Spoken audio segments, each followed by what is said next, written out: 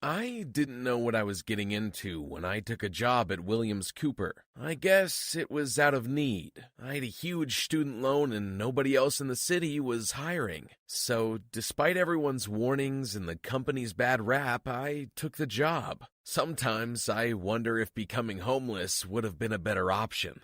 Hi, I'm Daniel, and I work as the lackey of one of the worst bosses in the country. His name's Xavier Moon, and he's infamous. Legend says that once, he fired 33 assistants in 1 year. And I can understand why. If I had a choice, I would have found a way to screw up just so he'd fire me too. Unfortunately for me, I needed the money. The boss wasn't the only problem. The job was, too. Everything we did at that place was just to take advantage of the poor. Give out loans they badly need, then saddle them with an impossibly high interest they would never be able to afford. And so their endless cycle of debt oiled our evil company's capitalist machine.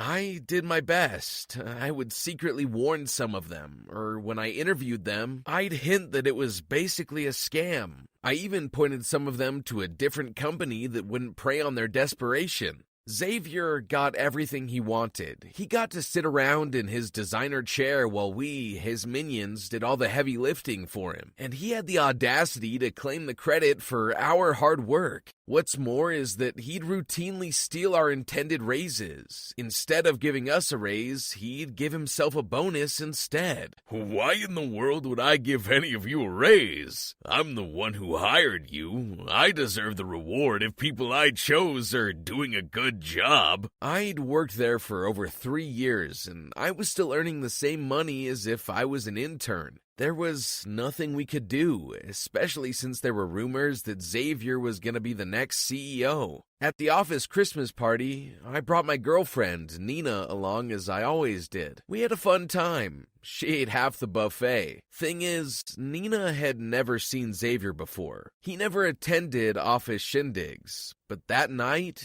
he did. He walked out of his black, shiny Ferrari. I saw Nina's eyes light up as if she'd just seen a bag full of gold. The whole night, all she could do was talk about how dashing Xavier looked and how expensive his suit was. For 3 whole days, all she could do was talk about him. I just love that he wears the $600 haircut and the Italian leather shoes. Oh, and that gorgeous car, you know? I love his personality. And by personality, you mean his bank account. It's the same thing.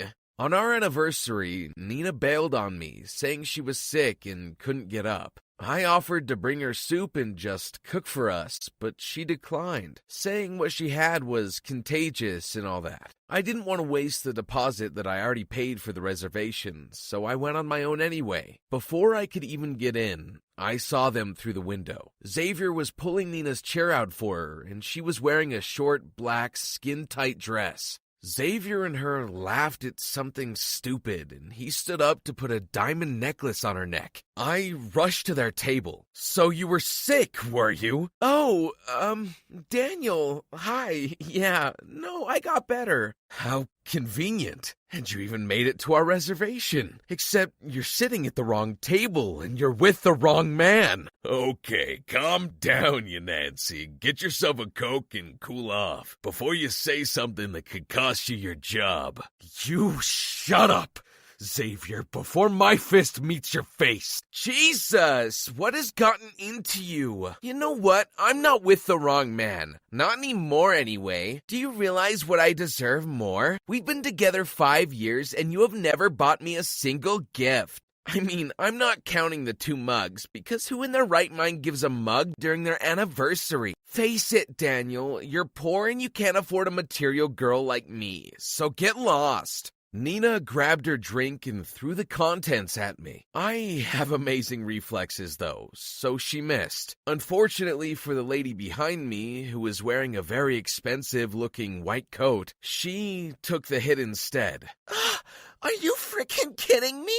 This is baby cashmere! The lady lunged at Nina and a cat fight ensued. Pearls and diamonds scattered across the floor as the girls fought to grab each other's hair. They even overturned a few of the tables, spilling over people's food. Both of them were thrown out of the restaurant, and Nina was told by management that she had to pay for all the damages and people's food. She got sued by the lady too for staining her designer cashmere coat. I was skipping to the office the next day, happy to have seen my cheating ex reap her instant karma. But trouble awaited me at work. Xavier had called me into his office and fired me then and there. I tried to protest, tried to report him to HR for unjust termination, but nobody did anything to help me. I gathered up all my things in a box and made my way to the elevator. I stepped into it and immediately bumped into someone walking out of it. Oh my God. I'm so sorry. Daniel?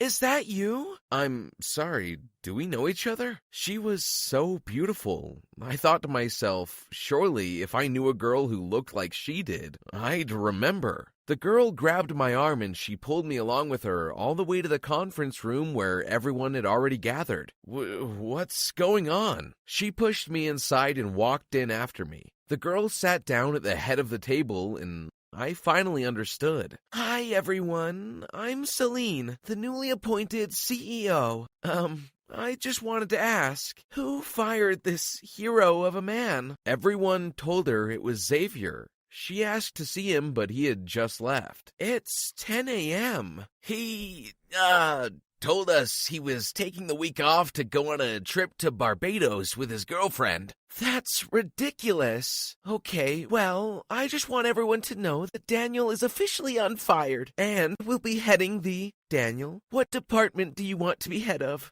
I told her I wanted Xavier's department, and just like that, she gave it to me. I didn't know why Celine called me a hero until later that day when she gave her speech to the rest of the company. She took me up to the stage and told everyone how I'd rescued her from a burning building a long time ago when she was still poor and lived in the same apartment block as me. I didn't even recognize her.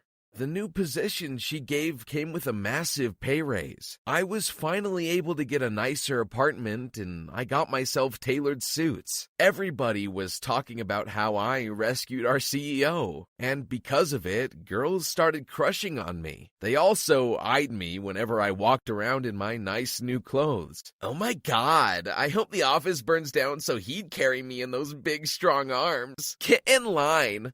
Celine and I worked together to change the company. We restructured our policies and made sure the company would never take advantage of poor people again. A week later, Xavier waltzed into his old office, blissfully unaware of his fate. Celine was there eating lunch with me. What are you doing back here? Why are you in my chair? Didn't I already fire you? Guards! I don't care who you are, but if you don't get out right now and shut your mouth, you'll be the one fired today, okay? First order of business. My name's Celine, and I'm your new CEO. What? But I thought I was gonna be. I told you to shut up or get fired. Now you're fired.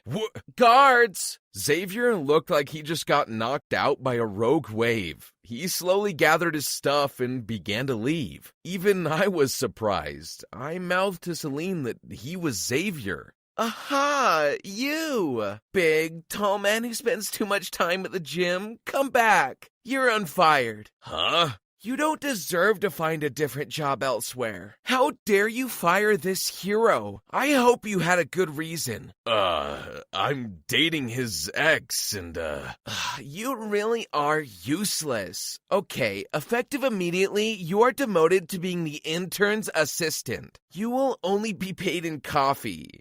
I'm kidding. You'll be earning minimum wage. Now get out of here. By the way, that's your new desk. She pointed to my old desk that was buried under a mountain of work that had piled up due to Xavier's week-long absence. It was fun watching him getting ordered around by interns. When I started looking at the accounts Xavier had with the company, I realized that he had been using his company card to buy Nina gifts. Their whole trip to Barbados was fully funded by the company. Celine was pretty mad at that. She declared that Xavier couldn't leave the company until he paid it all off, and that meant that he had to work a whole 5 years without getting paid. At that point, he really was just getting paid in free coffee. Funny thing was, when Nina realized that her boyfriend was about to become destitute, she came crawling back to me. I laughed in her face and told her that I was already dating a girl much prettier and more impressive than her. I introduced her to Celine. You better run, Nina. What? Why? 'Cause I heard you've been avoiding that nice lady you spilled your drink on. Haven't paid for her damages. I called her, and I bet you she's on the way here. Nina's eyes bulged with fear and she ran for the elevator. The elevator dinged, and as it opened, the lady in white smiled at her. 2 cops grabbed Nina. She tried to crawl back to me, and it was honestly hilarious. She was clawing the carpet, asking me for help. Instead of doing anything, I held Celine close and kissed her just before the doors closed on Nina forever.